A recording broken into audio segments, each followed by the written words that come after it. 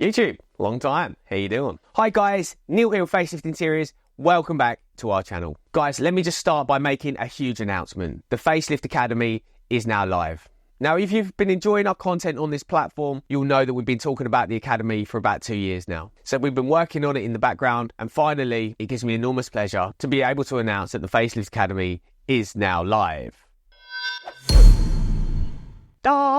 If you've been enjoying our amazing free content on YouTube, let me tell you, the Academy is the place for you. With hours and hours of exclusive content not available anywhere else on the internet, a library of downloadable PDFs, and lots of business advice where we're going to be diving deep on not just how to upholster to a very high standard, how to grow and scale your business or side hustle, how to photograph your content, how to film your content, and much, much more. So get yourself over to www.thefaceliftacademy.com and we'll see you inside the Academy. Now, YouTube has been amazing for us, guys, and let me just thank you all for your love and support and your kind comments. But while we've been building the Academy, we've noticed that lots of you like to enjoy our content and don't subscribe. Naughty, naughty, naughty. So if you're not subscribed, guys, and you've been enjoying the content, please hit that subscribe button. It really, really helps us out as a channel. So enough of the sales pitch. This is a video on how to take a dated old footstool like this and turn it into a deep button masterpiece like this.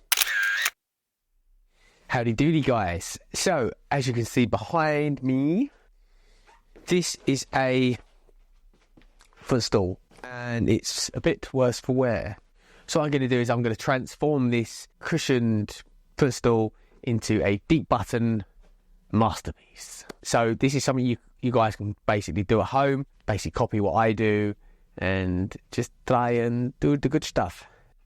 So I'm going to take you around it, show you what it is, and then we're going to crack on. As you can see, it's a cushioned footstool. So obviously the cushion's sewn onto this piece, so that's all one, and then the bottom border will probably be probably go on separate, or is that all one piece? Maybe. So once I get all the fabric off, then we can see where we are, how we're going to rebuild it up into a buttoned piece, because I don't think it's a solid base. I think it's got like it's a frame and then it's got either webs across it or, yeah, probably webs. So let's get this stripped down and then we can crack on with trying to make it look pretty again. Yeah. So the first thing we're going to do is get these wheels off. So what I've done is I've taken actually the wheel and, well, drop that one. You'll see what I'm doing here, guys. I can get my staple lifter underneath the socket and just lift the whole thing up.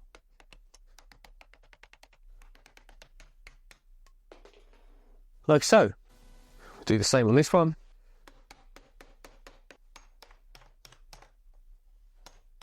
There she blows. So now, guys, what we're going to do is just start,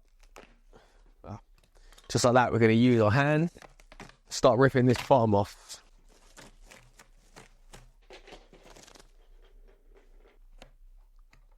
All this fabric is coming off very easily, actually. The staples are just lifting out, which isn't great, because it means the wood is quite soft. But it's a good thing. Hopefully it won't take me too long to rip out. So using our pinchers, guys, our pincers to lift all this fabric up.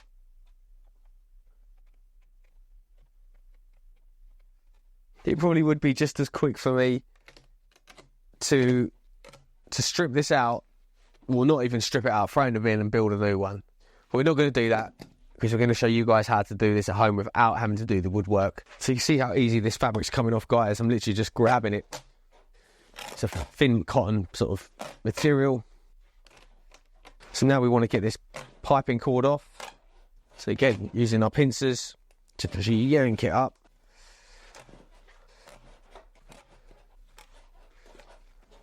So I'm pretty sure once we start pulling this off, the whole thing's going to come off. The whole lid's going to come off, basically.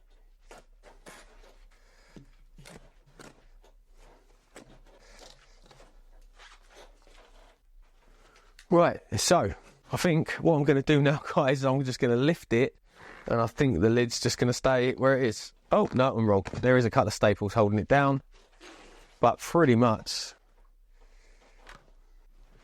So there goes my lid. Goodbye. So this is what we're left with, guys. See, there's a few staples in the top where Whoever's tried to adjust it has stapled the new cover over the top.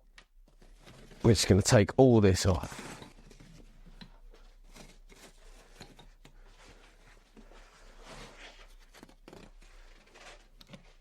But really, there's not much wrong with them, but we're going to take them off anyway. So for these guys, what I'm going to do is just going to get my Stanley knife, just run it.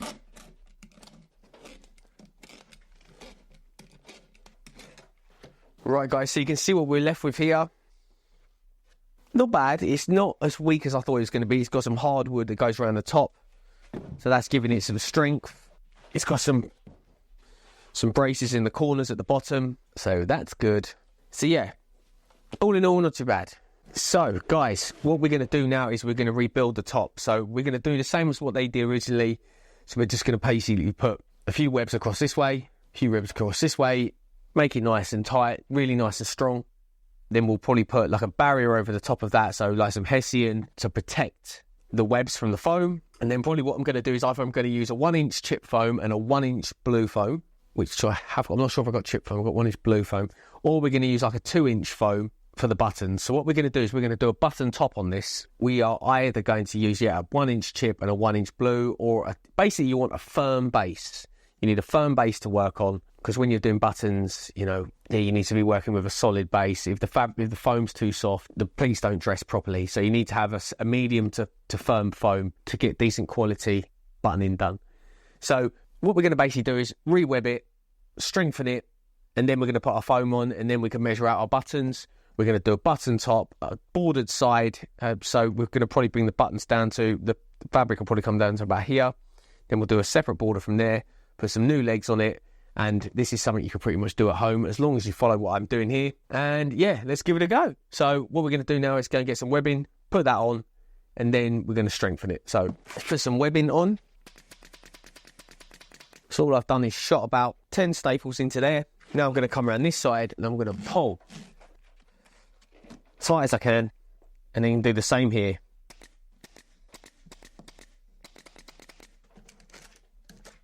So we're going to do that about every 4 fingers. I like to leave a space. So we'll do the same over here. There's no rule of how many staples you can put in. You can put in 1,000 if you like. Be a waste of time though. So you can see what I'm going to do, guys. I'm going to pull that. If you want to, you can try and get some more out of it, and then we're going to do the same here, guys. So I'll just go one row, and then I'll do another row, banging them out of the gun.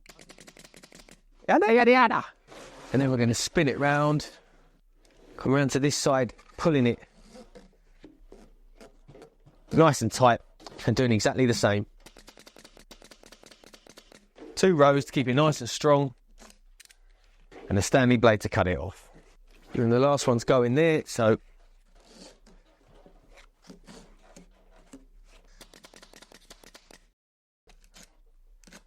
now that we've done that row, now we're going to go this way, but we're going to go over, under, over, under, over, under. So basically, when you're doing webbing, you basically want to intertwine it. Intertwine it, intertwine it, intertwine it.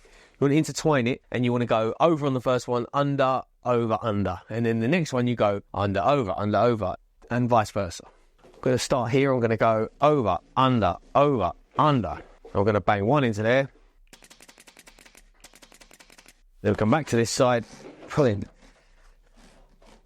Nice and tight. As you can see, is over this one. Over, under, over, under. So this one's going to go under, over, under, over. See how I do it? It's very sneaky, huh?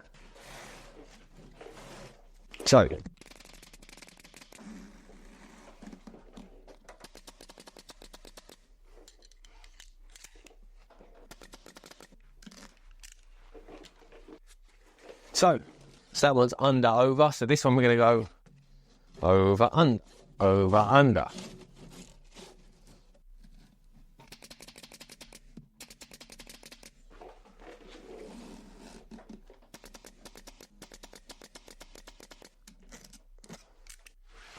Right, so the next one is under, over.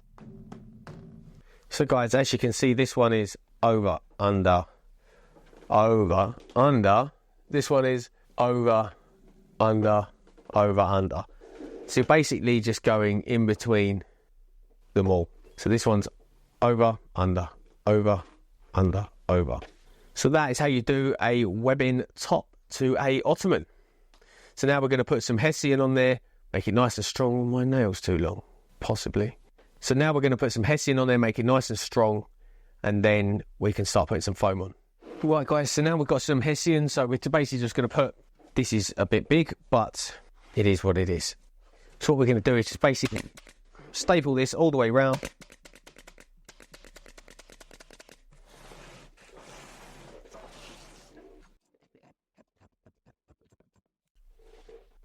So I'm just going to pull that nice and tight, guys.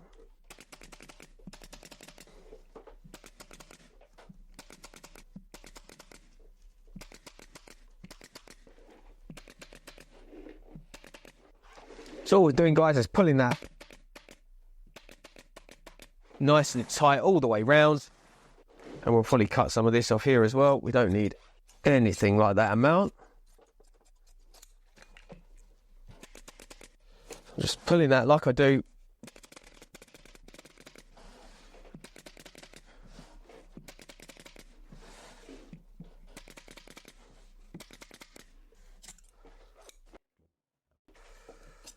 So now we're just cutting off the excess, guys.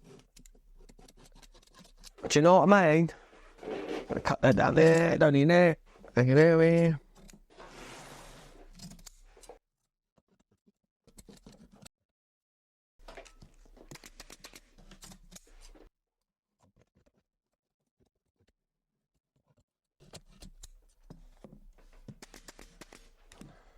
Right guys, as you can see, we've got our solid base here. Obviously we've done our webs, we've done our Hessian. So now we need to get our foam. So the foam I'm going to use is a 2-inch blue foam. You could also go for like a chip foam, which is quite firm, like a 1-inch chip foam and then a 1-inch blue foam on top, or just a firm foam. I would go for something medium to firm, because when you're doing buttons, you need the strength of the foam to hold the shape, to be able to shape the diamond so it doesn't all collapse on itself.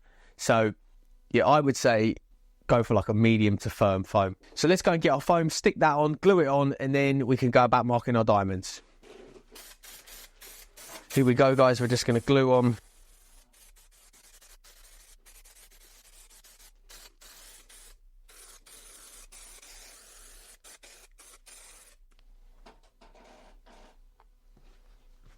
So obviously, guys, we made sure we glued the foam and the top of the wood as well, and the Hessian.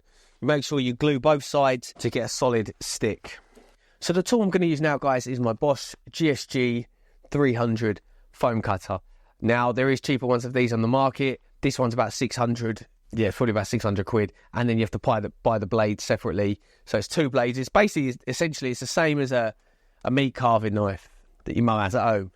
So it's 2 blades. It's 2 blades that sort of rub together. Well, run side by side like that and cut through the foam. There is cheaper ones on the market. I think some of the upholstery suppliers do cheaper options now. For me, it's all about the quality. Go for the quality. It'll last 10 times as long. I think my one, how old's mine now? About 4 years old now. So still going strong. So I'm going to recommend this one. Yeah, you want to get a nice clean cut here on the sides. You don't want it all jagged like this, like someone's been chewing on this shit. So I'm going to cut it nice and clean all the way around so we've got a nice clean edge. Then we can start working on the top and measuring out our diamonds. So let's go with that.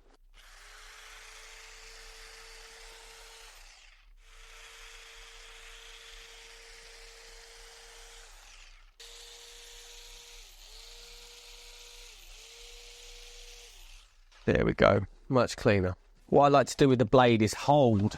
As long as I don't get my fingers cut, I like to hold the blade so it stays nice and flat. Because if you come like this, if it goes like that, it means you're going to get a jagged cut or you're not going to get a straight cut. So I like to hold the blade there. What I can do is literally just hold the blade there.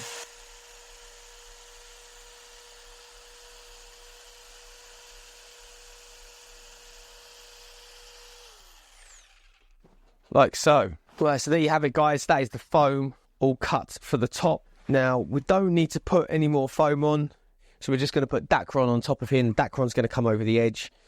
soften this up, and then we'll probably finish it here, and then we'll put another border. We'll probably make the distance between here and the second border even. So we'll do an even split.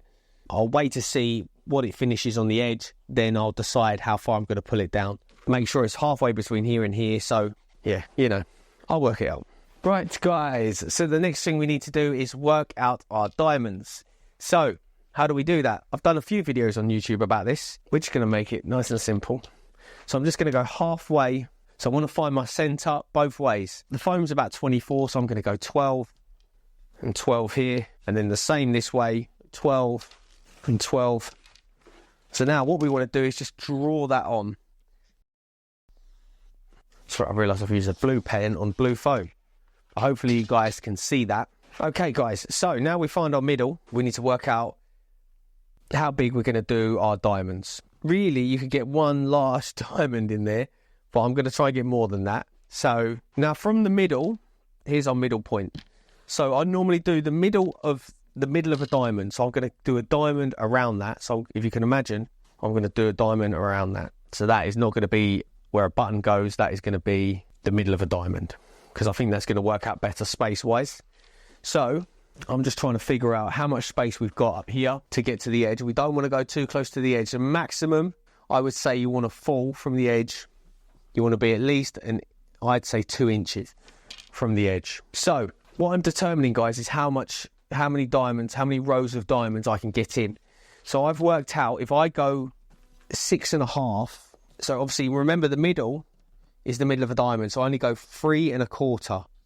If I go 6.5, so that's 3 1/4. And then the next one, I go 6.5, which will finish there, which is perfect. So now we want to work out side to side how wide we want to go with our diamonds so it doesn't fall, again, too close to the edge. So 2 inches, we want to get 2 inches around here as well. So we want to make sure that we stay 2 inches away from the edge. So I think we could get some nice little buttons in here. We can't do any big buttons because it will just look stupid, but we can get some nice little rows in here. So if we go 2.5, so 2.5 is there. So diamonds generally should look like a diamond, so it should be higher top to bottom than it is side to side. Though you can do them the same, I'm going to go a bit smaller. So I've worked out here, we're not going to fall too far across here. We're not going to get full diamonds, but it will look good. So obviously top to bottom, we're doing, 6.5. So 3 1/4 either side of the line. And then side to side, we're doing 5. So from there we go 5, which falls there. And then half of that again is 7.5, which is there, which is nice. Not too close to the edge. We're going to get away with that. So now what we want to do, guys, so we've established that our sizes is 6.5 top to bottom, 5 side to side. Always remember the middle is the middle of a diamond. The middle mark is the middle of a diamond. So what you want to do is you want to draw your lines out from there. So remember, we're going to go 6.5 diamond size. So we want to go 3 1/4 either side of the line. So I'm going to mark that there, and the same here, and then we're going to come across to this side and do exactly the same. So 3 1/4, 6.5. So we can now draw that line on. So what you have to do is work your diamonds out first, guys. Work your sizes out before you start drawing lines. Because if you start drawing lines and they're wrong, then you know you've got to start all this again, and or you can use a different colour pen. It all starts to get very messy. You start to lose track of where you are. We've drawn our lines there. We need to do the same again. So remember, we're going to go, this line is 6.5. So remember, and then this one is 3 1/4. You always do the middles as well, guys. So remember that 6.5 is there, and then 3 1/4 is there. So we're going to draw both lines on again, because the top to bottom of your diamond is 6.5. Halfway is 3 1/4, and that is where your middle lines fall. Hold on, something's gone wrong here. So you've got to try, if you do mess up, which I have just done, you have to try and put a little squiggle through the line that you're ignoring. So remember, guys, that this is where we started. And then here, it's going to be the same. So we've done another row above that. We're going to do another row below the middle as well. So remember, don't f this up, Neil. 6.5. We're going to go from here. 6.5 is 3 1/4. 6.5, 3 1/4.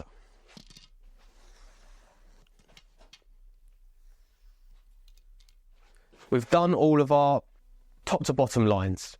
So remember guys, from here to here is 6.5, from here to here is 6.5, from here to here is 6.5, but we've also put the middle lines in as well. Remember that the middle lines are to do your side to sides of your diamonds. So remember what our sizes was? It was 5.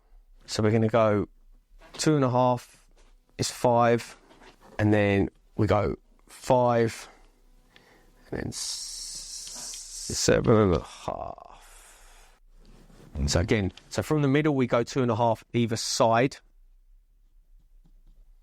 2.5 either side, and then we go 5 on from there. So from this point we can go just 5. So we go 5, 10. We're going to do the same here. So we go 10, 5, 0. Hopefully, I hope that makes sense, guys. So from these points we go 5. From the middle of the diamond, from the middle line, you go 2.5 either side. So again, I'm on that line now. So from here I've gone 5, 5, and from there I've gone 5, 5. But from this line, I go 2.5, 2.5, and then I go 5, 5. So I hope that makes sense, guys. So we made our middle line. We found our center. We made sure we made that mark. We knew that the middle was the middle of a diamond. That is the middle of a diamond. We made sure that we worked out, we got our middle line, we worked out that we wanted to go 6.5 in between our diamonds, because that gives us a nice 2-inch space at the top and the same at the bottom. So we're not going too close to the edge. Any closer than that to the edge, your foam's going to start collapsing once you put your button in, and it's going to look really messy. So we've done that. We worked out our top to bottom measurement, and then from there we drew our lines, and then from there we worked out, right, how do we want these diamonds to look? So we made sure, again, we didn't fall too close to the edge over here. So we've given ourselves a nice 2-inch gap there. So the gap is the same. So you've got 2-inch gap all the way around, and then we've gone 5 inches side to side. So from the middle here, we've gone 2.5, 2.5, but from there, we've gone 5, 5. From there, we've gone 2.5, 2.5, and then from there, we've gone 5, 5. So hopefully, guys, that makes sense. Now, I can draw my lines on, and hopefully it'll all start making sense. One line. So your lines should mark up. If any of your marks fall too far off, then you know something's gone wrong somewhere, and you have to go back and have a look at your measurements. So now, guys, we can do our other lines, and it'll all start taking shape, and everything will start to make sense.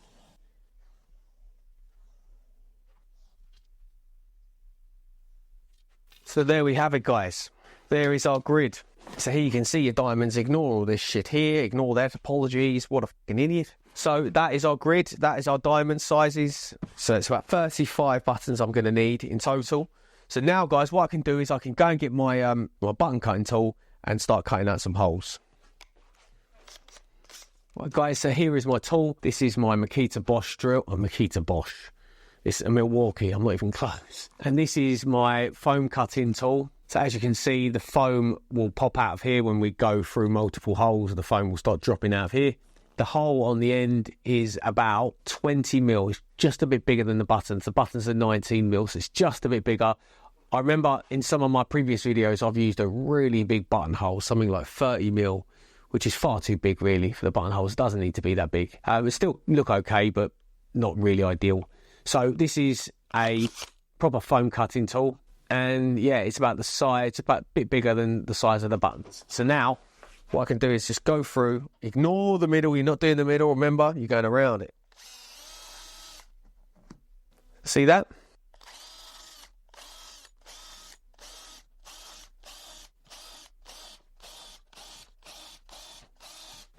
So all I'm doing is spinning as fast. I'm not going slow. Make sure I go quite fast because it will just chew up if I don't go fast. Pushing it down, and then it's hitting the bottom, then I'm stopping. So now we can pull out all of our little foam bits.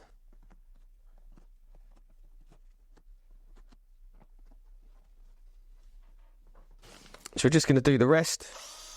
So now what we can do is get our soft tape measure, and we can work out how much fabric we're going to need. So we need to get our soft tape measure, and we'll go from there. So what we're going to do is use our soft tape measure, and we're going to come over the edge, and we're going to go right down into the hole, all the way across. But on the side,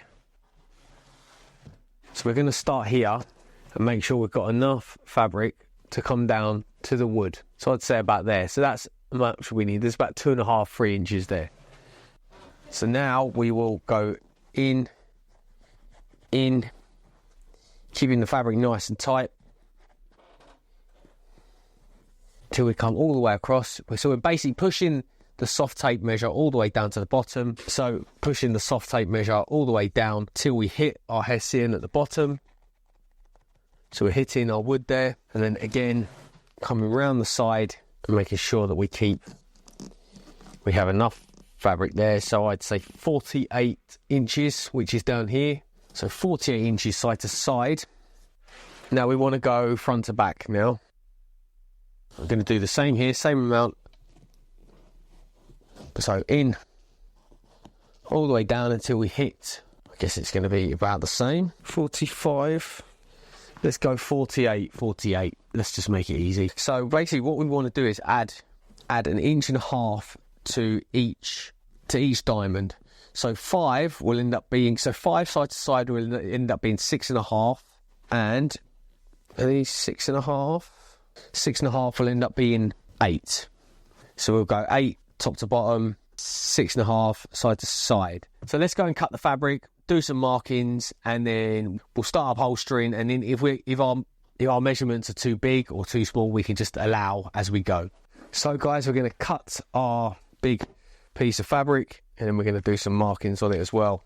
So I'm just using my square edge just to make sure I stay straight. Let me get that straight actually. Hello. So we've just started off with our chalk line. So we're going to go 48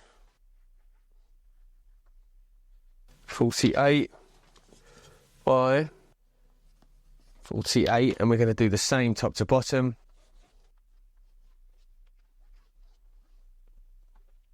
So it's just a straight line across here, and then we can cut that out. That is our big cut. That is 48 by 48.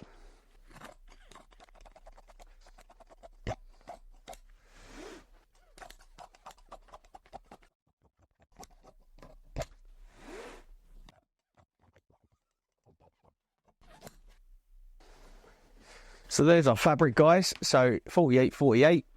So guys, what we're going to do is draw our centre line. So obviously we'll just check what this is. 24 and 24.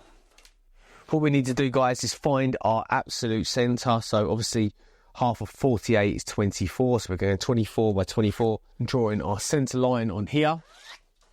And then we'll do the same the other way as well. So that, ladies and gentlemen, is our exact centre that we need to start our diamonds. So here's our centre, guys. Obviously our diamonds are 6.5 by 5. So we want to add 1.5 inches onto those. So let's find the top of the fabric first. Yeah, it's this side. So we want to go, I'm just going to mark the top there. So top to bottom, our measurement is going to be, and this is just, you know, a sort of average measurement that we normally do a button. It'd be 1.5 inches. We add 1.5 inches onto the size of the diamond each way. The top to bottom size is 6.5, so that would be 8. So from there, we'll go 4 either side of the line, which will give us our 8. So here is our first line. This is 8 inches. So we've got our centre line and we've gone 4 inches either side, which gives us 8. So our diamond will start here. And we will do the same. Let's carry on doing that actually. Let's keep going. 4. So what we're doing, guys, is we're drawing our lines on. So these are our top to bottom lines. So these are 4 inches apart, meaning our diamonds are 8 inches with the allowance. Now I'm just taking a punt here.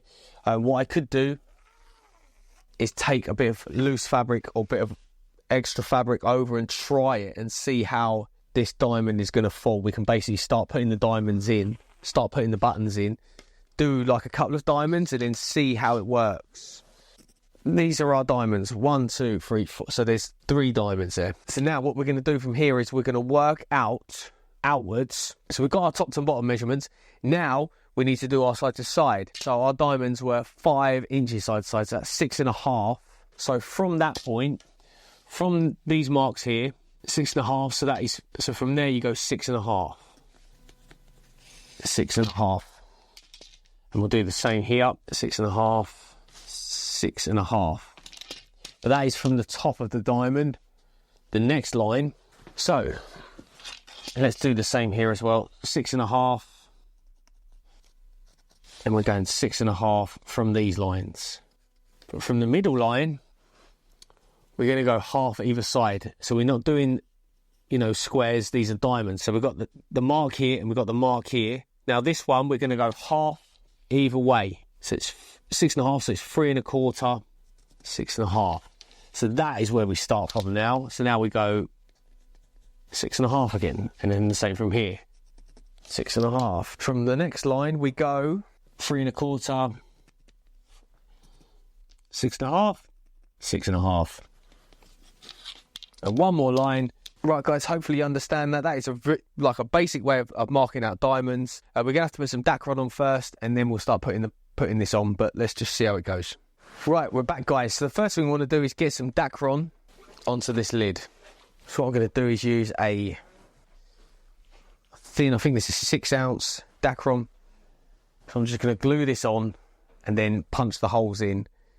Then we're ready to go.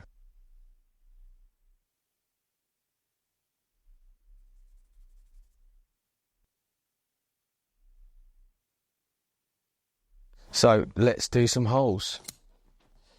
So what I'm doing here, guys, is just using my scissors, just punching in where I can feel, and I'm just opening up them holes.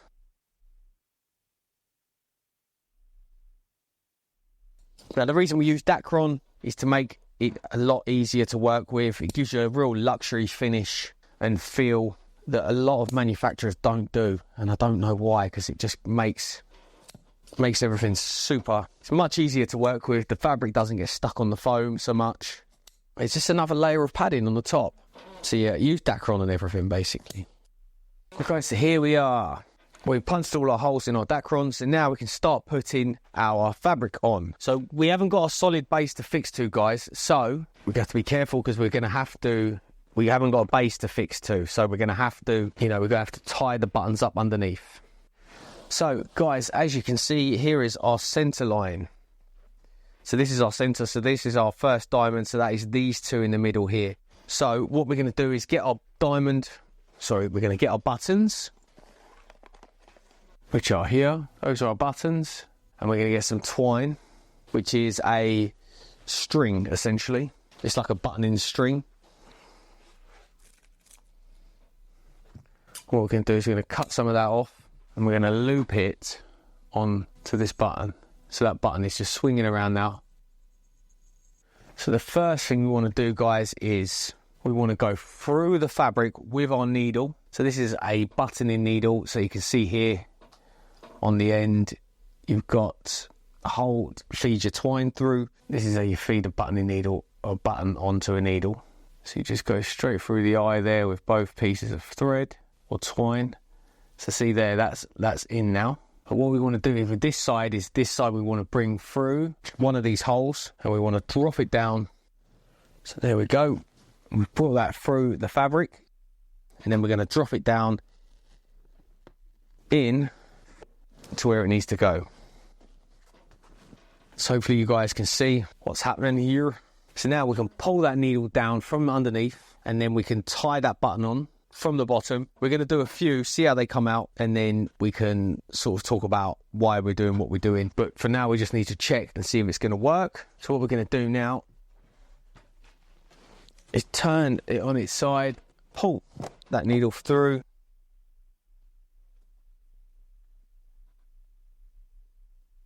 So all right, guys, so you can see that button's gone nice and deep. So now we're going to do the same on the next button. So what we'll do is we'll try and form a whole diamond and see how it looks with the measurements that we've decided to go for. Now this fabric's quite stiff, it's not very stretchy, so it's going to be quite tough. So now, guys, I'm flipping that back.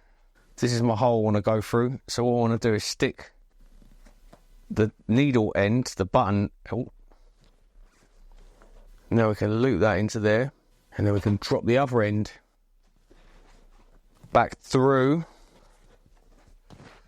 like so. So now we can push that back through, and now we'll go and pull that from the bottom. So there's my needle, guys.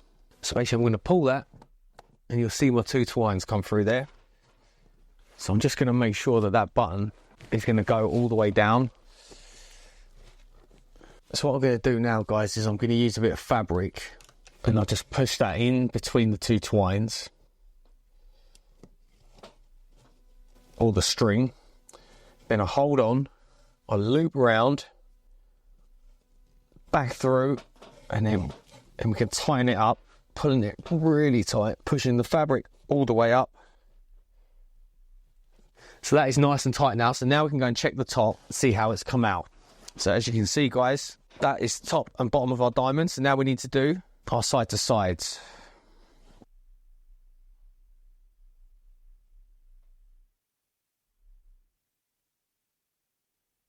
So again, guys, let's pull that through. And now what this bit of fabric does is it stops, obviously, the twine pulling back through, and it gives it a nice strong barrier, so it can't pull itself back through. That's great.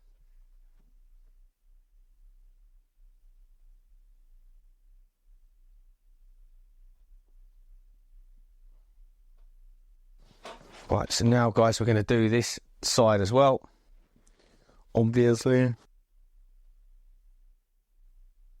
The last bit, guys, last bit of buttoning to see if this diamond is going to work, and it looks like it will. Looks like it's going to fit lovely, actually. So it's a really good guess from me. Right, so here we go. Let's have a look. So let's do a bit of dressing. So that has worked out pretty well.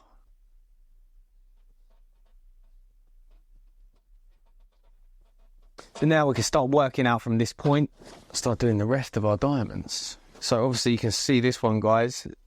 That one is going to go right there.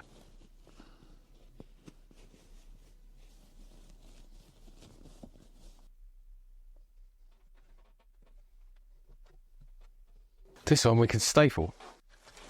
We're quite lucky, as it's so close to the edge, we can use our staple gun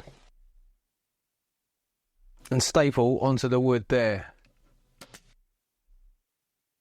So I'm still following my guides, guys. I'm still following my marks, but you can sort of, you know, try freehanding it, see how you go. But I find that marking them, you know, keeps you straight, keeps you on line, and you won't miss, you know, you won't come off line and start to get twisted. Because if you come off line when you're doing buttons, you'll start to realise that some buttons have got too much fabric, and then some diamonds haven't got enough. So some diamonds have got enough fabric, some haven't. So you'll start to notice, you know, as you start to make your way around when you come off line, meaning if you miss your mark, then things start to get really bloody awkward because you haven't got enough to dress the pleats and so on. So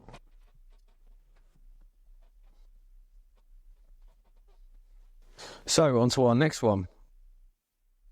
Now these are working out really well so far. One thing I'm going to be careful with this time, as I pull this through, guys, I'm going to make sure that I dress. So this is the top and this is the bottom. So my pleats should all be coming down. So that's really important. It's not the end of the world if you come off. And the idea is, so if it comes down, then it's not going to collect dust. And that is why all pleats should come down.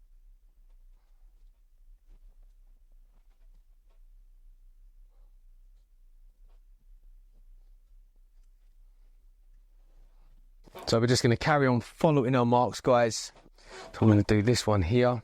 So you can see what I'm doing is I'm sort of dressing, so it's going to drop down there. I can see where the diamond's going to fall is there. So what I'm sort of doing is semi-preparing the fabric. So when it does go, it's not, you know, because sometimes your fabric all gets crinkled up and it all tries to pull one way. So it's better to have it sort of semi-dressed. So when it does go down, it's sort of in the right position.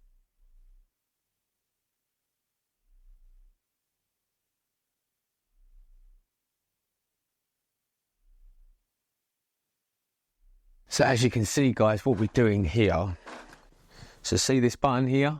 So we're going to make sure is, so you can sort of do it by hand. You can sort of see where you want your button to fall. Now there's definitely an art to this. I think that you should have 2 lines coming out of each button, which I have here. It's perfect. So basically, I think the perfect button should have 4 pleats coming out of it, and they're about 2, 4, 8 and 10 o'clock.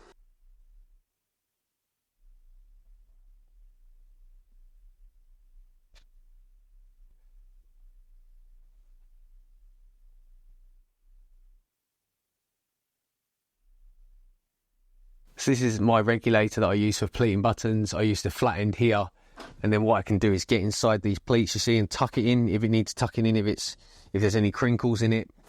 So it's a great little tool. So what I'm going to do here is start dressing this one in, and I'm going to check where abouts the hole fit, where the hole falls, and if it's correct. And it looks pretty good, to be fair.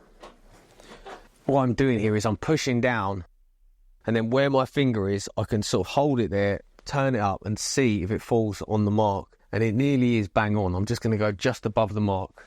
See the mark there, guys? I'm going to go about a centimetre above it, so it's not too tight. Now I'm going straight down into the wood. So again, this is another one that we're stapling into the wood. You can see how close it is to the wood. So in that case, we will use the wood, and we'll go, if we can get it nice and tight, we'll get the long nose up onto there, and then a couple the other way down. So that is not coming out for love nor honey. Well, last one, guys. So I thought I'd show you exactly what I do here. So it's pretty dark in here, so I do apologise. So what I'm doing is I'm just rolling this up, and I'm just putting it in between the 2 twines. Then I just loop one over under both of them, and then back through the hole. And now I can tighten that, pull it really tight, and I can even push that up, tighten it even more. So it's a really great technique. Tightening buttons. Also tie another knot in it later. Once everything's perfect, then we'll tie another knot to just finish it off. But I just wanted to show you exactly how we do that, and you can see there's quite a few of them in here. Right, guys, so as you can see, I've already dressed this side. So what I want to do is make sure all my pleats are coming the same way. So obviously this pleat is coming this way, so I want to make sure this one is doing the same, because they're all coming down, like from, this is the top, so all the pleats are coming down this way, so I want to do the same down the sides. You want to follow exactly the same way. So first thing we're going to do is clear this out down the side.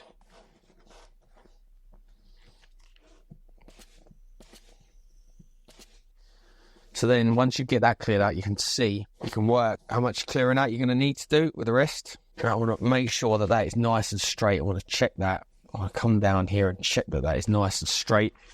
And it is. We can dress this pleat in a bit more.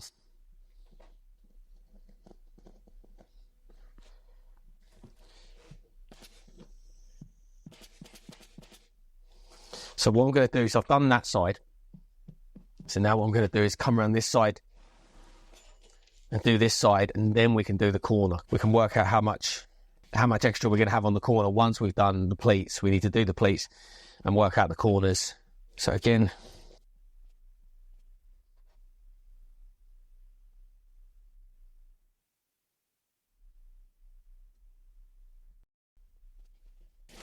so what I'm doing there, guys, is I'm taking out the middle. So you'll see here, so here is the top. So I've got a pleat here. So I need to clear that out. There's a pleat coming across here where the fabric's pulled tight. So what I want to do is clear that out down there. And put a couple of temps down here, just to hold that in place, but only do the middle. You don't want to go too far over. Then I can see how much I need to tidy up here. And you can sort of tuck as much in as you need to, as you're sort of dressing it. Now you definitely want your pleats to fall in the middle. That's super important. So what we've done is we've cleared all that out, guys. And we want to make sure that is nice and straight. That certainly looks it. get one in there. Right guys, so this is the last pleat. Then we've got to do all the corners. We've got to work our way around all the corners. So again, these pleats are coming towards me. And these pleats around the side are going towards you at the camera.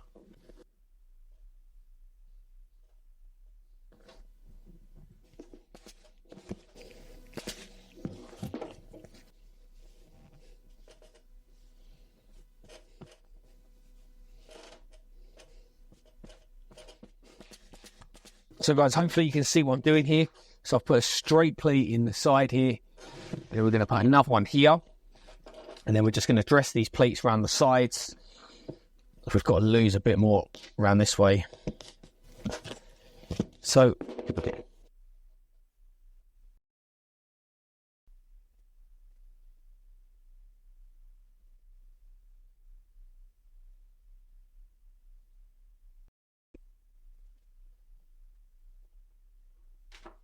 well, so as you can see guys, we're at this point now. So the last thing we need to do is cut off this excess fabric at the bottom. And then now that we're going to put a border on, so we're going to put pipe in all the way around. And then we're going to put a border. We're going to sew it 3 sides, not 4. And then I'll show you how we hand slip the last corner. Okay, so let's cut this off.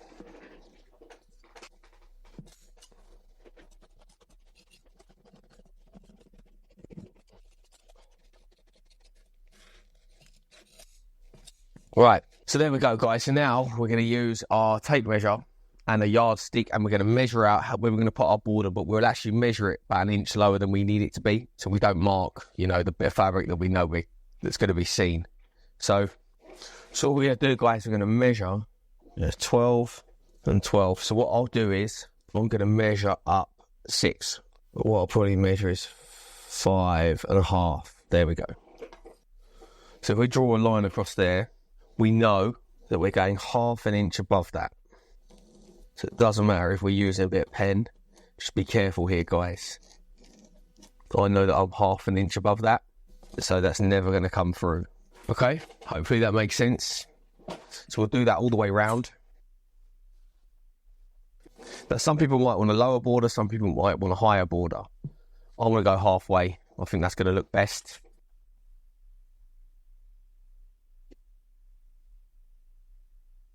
There we have it guys. Now we've got our mark, so we know that we can go and sew our piping up. We'll put the piping cord on top of that mark, so then that'll finish exactly halfway between the top and the bottom. We're also going to sew up our borders, so let's quickly measure them as well. So we want our borders to be the same distance as corner to corner. So they are just under 24 inches. So we'll cut them 25 by, and obviously we need to back tack it from here, so we're going to put a cardboard strip round, so we need to make sure we've got enough to the bottom, so it's going to be 6, so we need to go probably 8 by 25, 8 by 25, and then we'll leave the last corner open, because the last corner we're going to hand slip it up, because we're not going to try and sew all 4 corners. We're going to basically hand slip it. Okay guys, let's go and sew up some piping and cut our borders up, sew them up, and then we can come out here and put it back on, start putting it all on. Right guys, so we're cutting our borders now. So I'm just checking the shading. So that's the top. So what I said is, I said 8 inches by 25. So we're going to need 4 of those. 8. And then, so what I'm going to do is just keep marking up 8 borders of 8 inches.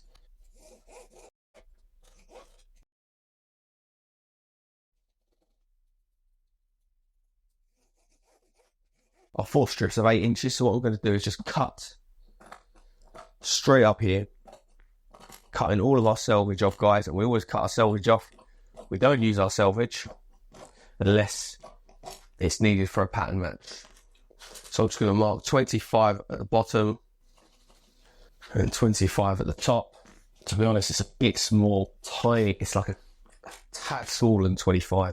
And then we're going to draw a line up here. And that is our 4 pieces. So I'm just going to cut them out. Then we'll stitch 3 sides together. We're going to leave the last side open.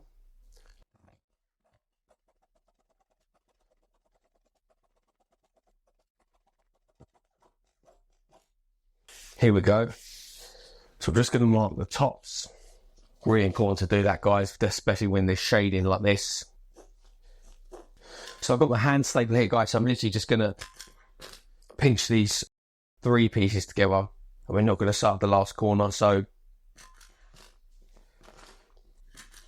let's go and sew those up now. There's 4 bits all together. We're not going to sew, normally we'd sew that on there.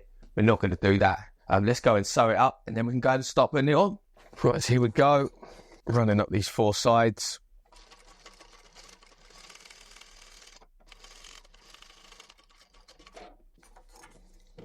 One.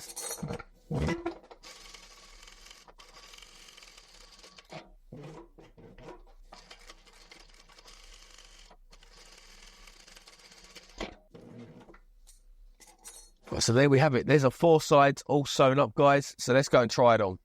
Right, so here's our piping cord. So what we'll do is we'll put the cord above. So we'll put the piping cord on top of the line, so we know that the pen line is never going to show through. So here we go.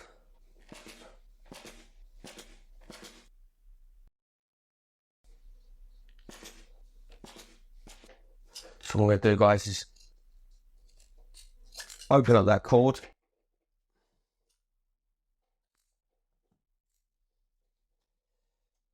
I'll cut that back slightly. So what we're doing is cutting out some of the cord. Then I'm going to drop this one inside this one like I do when I'm sewing a cushion. So what we do is we open up the cord like so, open it up, fold that one back, and then we want to sit that one inside. So we want to go all the way to the top. So fold that one back.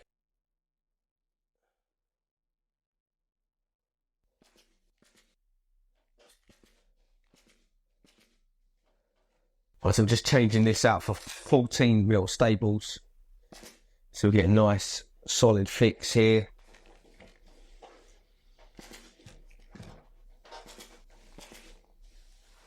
Right, guys, so what we're going to do now is we're going to start pinning our border on. So we're going to make sure these seams are on the corner, nice and close, right in the middle of where that seam, where the middle piece drops there. So I'm going to put one there, hold that in place, one up this side.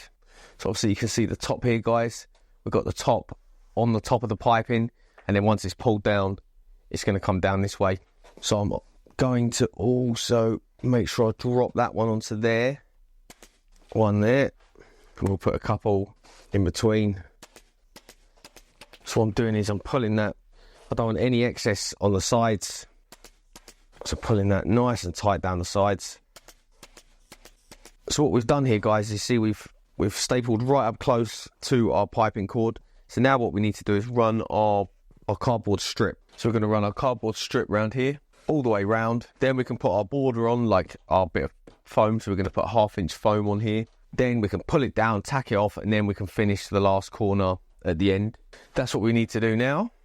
What I'm going to do, guys, is cut that off fresh there. I'm going to run it right up to the top of my cord. Now, I don't know if you guys can see, I can push into there, and we can feel that our piping cord, that bit of cardboard strip is right up close to the piping cord. Now what we'll do is we'll put a few staples in. Remember, right along the top, guys, want it nice and tight to the top.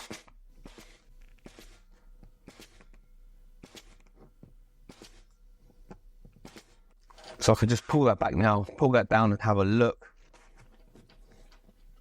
I see that we haven't missed any, we're nice and tight to the cord, so that's perfect. So we'll just carry on doing that all the way around, guys.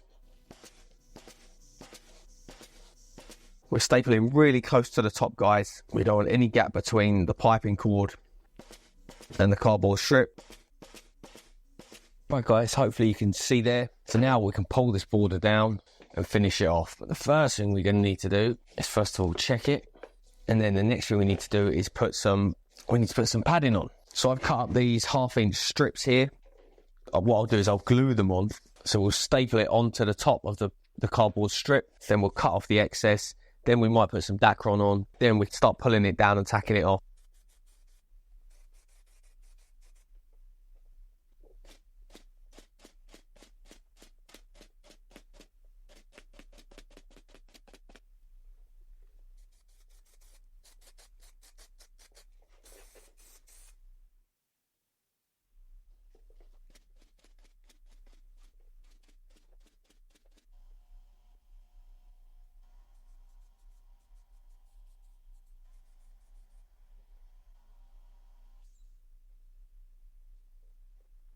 So again, guys, I'm just going to show you what we're doing. We're stapling onto the top of the cardboard strip.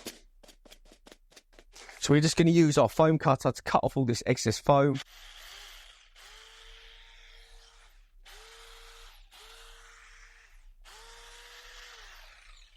Like so. What I'll do is I'll put this Dacron on as well. So that'll give us a really nice finish.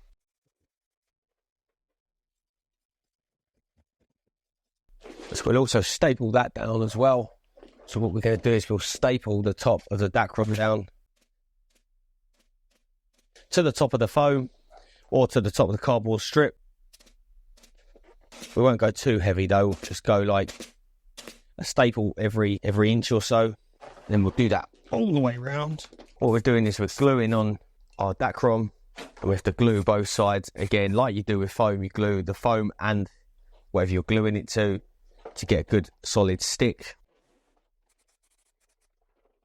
We're sticking it right to the top, and then we'll put some staples in around the top as well. Right, apologies guys, we've had a bit of a technical issue and we lost some footage, but we have got a video on our channel dedicated to hand slipping, so we'll link that above. As you can see here, we just pulled the border down and stapled it off. I've just got the last of this to do, guys. So this corner, I'm just going to cut some thickness out of there. Just using my hands to roll that up.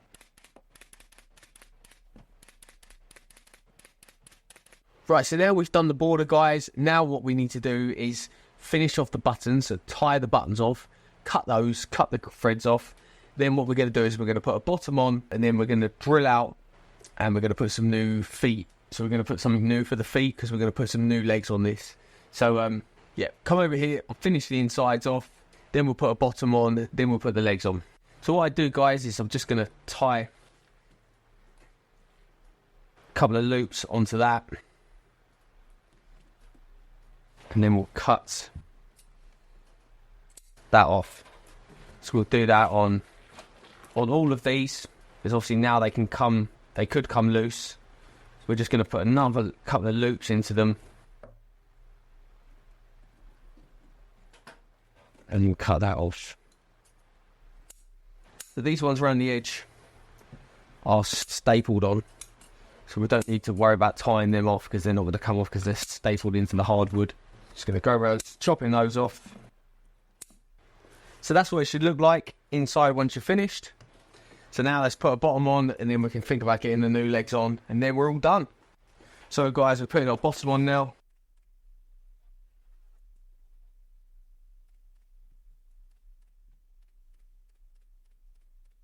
So now guys, what we're going to do is we're going to open up our holes.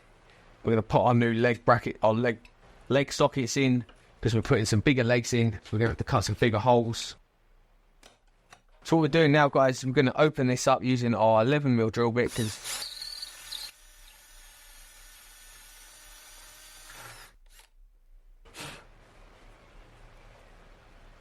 now we're going to put these little DC screws in. So I'm just going to put these legs on, guys. We've had these for a while. We're going to give them to the customer for nothing.